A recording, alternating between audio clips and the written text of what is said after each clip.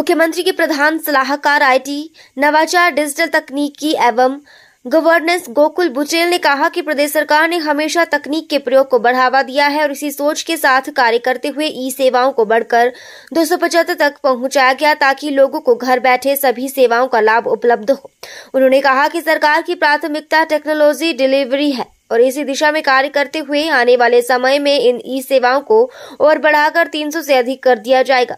गोकुल बुचेल ने आज महली में डिजिटल तकनीक एवं गवर्नेंस विभाग कार्यालय आईटी भवन के सभागार में डिजिटल हेल्पलाइन का शुभारंभ करने के उपरांत उपस्थित लोगों को संबोधित करते हुए कहे,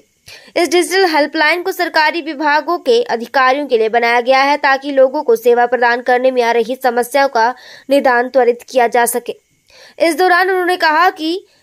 इन ई सर्विसेज की साल में 20 लाख ट्रांजैक्शन होती है, जिससे पता लगता है कि लोग इन सेवाओं का भरपूर लाभ ले रहे हैं। उन्होंने कहा कि ई विधान की शुरुआत वीरभद्र सिंह की सरकार के समय हुआ था और इसका अनुसरण आज राष्ट्रीय स्तर पर हो रहा है।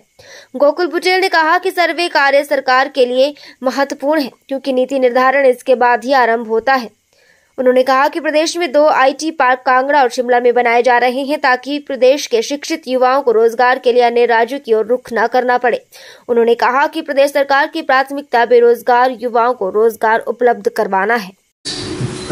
मैडम आखी कालो, मेरे साथ डिपार्टमेंट के यहाँ उपस्थित सभी officers, additional director IT Shri Rajiv Sharma, joint director admin Shri Krishna ji, joint director IT Shri Anil Semwal, यहाँ उपस्थित सभी डिपार्टमेंट के ऑफिशियल्स और मीडिया से आए हुए बंधु, आज ये जो हमें जो आज सौभाग्य प्राप्त हुआ है, हमें आज हमारे प्रिंसिपल एडवाइजर आईटी और सेक्रेटरी डीडीटीजी दोनों का आज यहाँ पे जो एक जो सानिध्य यहाँ पे प्राप्त हुआ है और इसमें कुछ नए इनिशिएटिव्स डिपार्टमेंट ने पिछले कुछ महीनों में लिए हैं। उनकी एक तो लॉन्च किया जाना डिपार्टमेंट का एक डिजिटल हेल्पलाइन जो है सर, एक डिटेल प्रेजेंटेशन के माध्यम से बताया जाएगा कि जितने भी हमारे डिपार्टमेंट्स हैं, अलग अलग विभाग है, रेवेन्यू डिपार्टमेंट है, पंचायती राज है, रूरल डेवलपमेंट है, सभी डिपार्टमेंट्स में कहीं ना कहीं आईटी की एप्लीकेशंस जो है वो यूज होती हैं, चाहे वो ई ऑफिस हो, चाहे और एप्लीकेशन हो, ई डिस्ट्रिक्ट के कोई मॉड्यूल्स हो,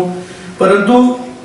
कोई ऐसा सेंट्रलाइज सिस्टम नहीं था कि मान लीजिए किसी पटवारी को किसी एक एप्लीकेशन के अंदर दिक्कत आ रही है तो वो किससे संपर्क करे। तो एक हमने टोल फ्री जो है एक हेल्पलाइन यहाँ पे शुरू की है, जिसमें कोई भी गवर्नमेंट ऑफिसर या ऑफिशियल अपनी किसी भी सॉफ्टवेयर को लेके जो डिपार्टमेंट द्वारा मैनेज किए जा रहे हैं उनके बारे में अपनी एक कोई कंप्लेंट या अपनी कोई ग्रीवेंस या उसकी कोई भी कोई जानकारी उस सॉफ्टवेयर के बारे में वो चाहते हैं, वो डिजिटल हेल्पलाइन के माध्यम से कर सकेंगे। और ये सभी वर्किंग डेज पे 10 to 5 ये सुविधा जो है वो उपलब्ध रहेगी। और इसमें जैसे मान लीजिए मैं किसी एक सॉफ्टवेयर के बारे में जानकारी लेना चाहता हूँ तो इसमें एक टिकट नंबर जो है वो दिया जाएगा मेरी एक क्वेरी के बाद, और वो उसका रेजोल्यूशन भी मैं ट्रैक कर सकता हूँ कि ये टिकट जो है ये क्लोज हुई है, इसमें क्या जानकारी जो है कंसर्न डिपार्टमेंट के कंसर्न ऑफिशियल को दी गई।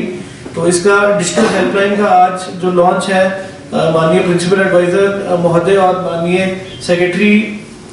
डिपार्टमेंट ऑफ डिजिटल टेक्नोलॉजीज के कर कमरों द्वारा किया जाएगा। इसके साथ साथ हमने एक यूनिफाइड, अगर हम सर्विस डिलीवरी इंटरफेस की बात करते हैं तो बहुत प्रयास जो है वो डिपार्टमेंट कर रहा है कि एक ऐसा प्लेटफॉर्म रहे जहां पर सभी डिपार्टमेंट्स की तमाम सर्विसेज जो है वहां पे उपलब्ध हो। और इसी कड़ी में ई डिस्ट्रिक्ट जो है हमारा हिमाचल ऑनलाइन सेवा पोर्टल, इसमें नंबर ऑफ सर्विसेज जो इस साल के शुरू में लगभग 215 के आसपास थी, उसको भी बढ़ाकर 275 जो है सर्विसेज इसकी कर दी गई हैं। और उसमें से भी जो नई सर्विसेज ऐड की हैं, जो हाई वॉल्यूम सर्विसेज हैं, उनका भी जो आज डेमोन्स्ट्रेशन जो है वो दिया जाएगा। और तीसरा जो हम एक हिम परिवार के साथ मिलकर के सभी डिपार्टमेंट्स के लिए सर्वे एप्लीकेशंस बना रहे हैं, जिसमें एक BOCW की एप्लीकेशन है, इलेक्ट्रिसिटी सर्वे की एप्लीकेशन है, और तीसरा हमारा जो अर्बन का परिवार रजिस्टर अर्बन डेवलपमेंट डिपार्टमेंट का, उसका भी एप्लीकेशंस का जो डेमोन्स्ट्रेशन है वो आज दिया जाएगा। और मैं धन्यवाद करना चाहूँगा माननीय प्रिंसिपल एडवाइजर साहब को और सेक्रेटरी मैम का कि उन्होंने आज इस जो कार्यक्रम के लिए अपना जो कीमती समय है वो निकाला है। और मैं धन्यवाद सभी लोगों का करना चाहूँगा जो, और हमारे यहाँ डेवलपर्स, कुछ हमारे डिपार्टमेंट का स्टाफ। आज आप लोगों से बातचीत करने का मौका मिल रहा है क्योंकि मैं बताना चाहूँगा कि एज अ डिपार्टमेंट, ये जो डिपार्टमेंट है इसका आईटी से नाम रख के आप देख सकते हैं डिजिटल टेक्नोलॉजीज़ एंड गवर्नेंस रखा गया। आईटी थोड़ा पुराना नाम था और सरकार पे भी और मेरे पे भी बहुत बड़ी जिम्मेदारी है कि माननीय मुख्यमंत्री जी ने एक टेक्नोलॉजी के लिए अगर कोई आदमी रखा है तो उसकी प्रोग्रेस क्या है। पिछली सरकार में चाहे वो ई विधान हो, चाहे वो ई डिस्ट्रिक्ट का लॉन्च हो, मुझे बहुत फ़ख्र है कि ये सब मैं वीरभद्र सिंह जी का आईटी सलाहकार था उस समय के ये सारे प्रोजेक्ट्स जो है ये लॉन्च हुए हैं। ई विधान जब हमने पहली बार किया तो लोग हंसते थे क्या चीज़ है। आज जो सेंट्रल विस्टा पार्लियामेंट का बना है वो हमारे ई विधान की लाइनों पे बना है और जो अफसर उस समय में हमारे धर्मेश जी थे जो विधानसभा के डायरेक्टर आईटी हुआ करते थे, उन्होंने पार्लियामेंट को उसमें कंसल्ट किया कि कैसे कैसे इस प्रोजेक्ट को आगे बढ़ाया जाए। तो ये हिमाचल प्रदेश छोटा सा प्रदेश है, इसके लिए बहुत बड़ी फ़ख्र की बात है। पहला जो आज जो लॉन्च किया गया सर्विस, ये जो हेल्पलाइन है, ये आप लोग जो सब फील्ड में हैं ये बहुत ज़रूरी एक हेल्पलाइन है। आप देखते हैं कभी आप किसी दफ्तर में जाते हो बोलते हैं सॉफ्टवेयर चल नहीं रहा है, सिस्टम डाउन है, और ऐसा कोई जगह नहीं होती थी जहाँ पे कोई भी सरकारी अफसर या जो वहाँ पे सिस्टम ऑपरेटर बैठा है वो किसी को फ़ोन उठा के फ़ोन कर सके और उसे बता सके, उससे पूछ सके कि सिस्टम क्यों डाउन है या इसमें मुझे क्या दिक्कत आ रही है।